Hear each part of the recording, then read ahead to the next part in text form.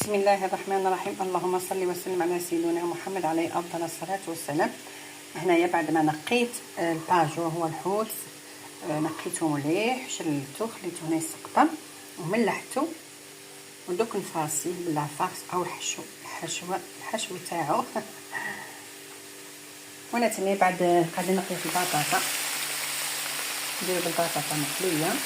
انا ديجا قليت ودبلت البصل، ديجا قليت البصل هو الاول، فرشته بالبطاطا المقله الاولى، هذه الثانيه.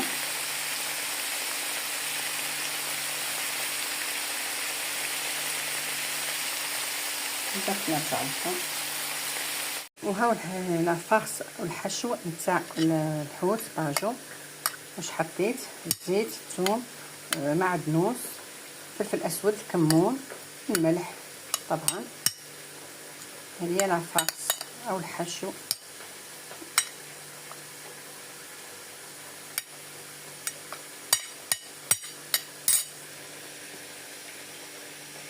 طماطم حب ثاني. هاو هنايا بعد ما قليت البصل البطاطا مقليه، ها زدت حطيت الحوت اللي هو الباجو، قطعه من الليمون،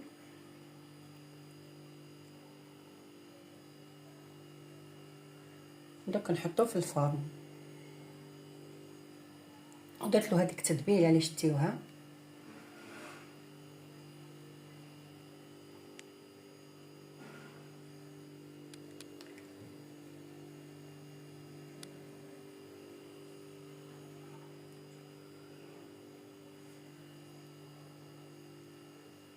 دوك نحطوه في الفرن ونرجع لكم.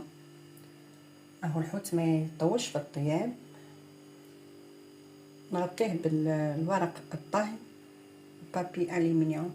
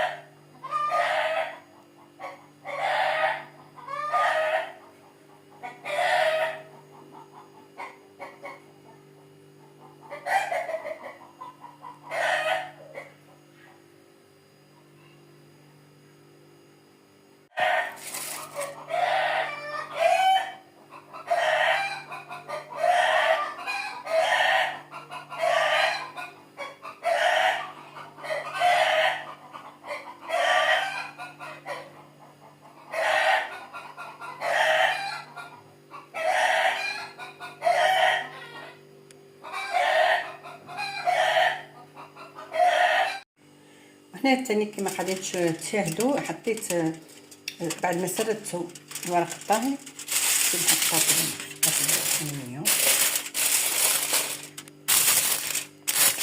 ونحطو في الفرن. هنا بعد ما خرجت الحوت اللي هو باجو، هذا درتو بالرز، ناخذ درتو بالبطاطا مقليه. شاهدتكم في الجنة.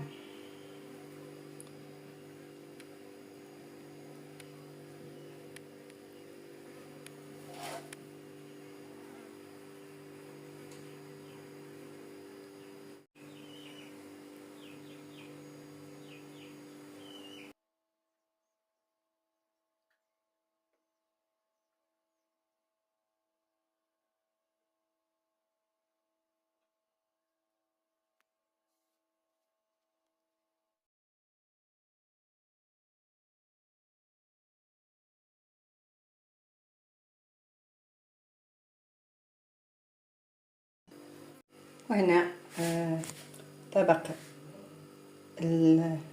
الحوت باجو بالبطاطا مقليه في الفرن. الله يبارك، ما شاء الله، شهيتكم في الجنه.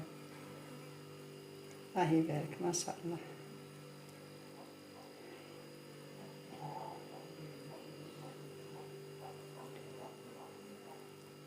بسم الله الرحمن الرحيم. اللهم صل وسلم على سيدنا محمد عليه افضل الصلاه والسلام. هاو طبق الحوت باجو في الفرن البطاطا مقليه. ما شاء الله شهيتكم في الجنه. ما تنسونيش بالبصمات، التعليق شباب كيما نتوما، ودعواتكم الوالديه بالرحمه ان شاء الله في جنه فردوس الاعلى، ولجميع موتى المسلمين امين يا رب العالمين. اجركم عند الله وبارك الله فيكم. تحرموناش من التعليق كيما نتوما شباب، ربي يحفظكم. بسم الله الرحمن الرحيم.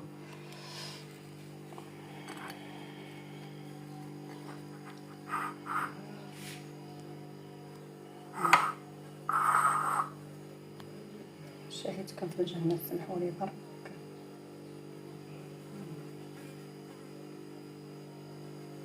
ربي يحفظكم ونشكركم جزيل الشكر والمشاهدة.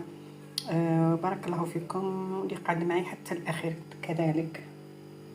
ربي يجازيكم. مع السلامة.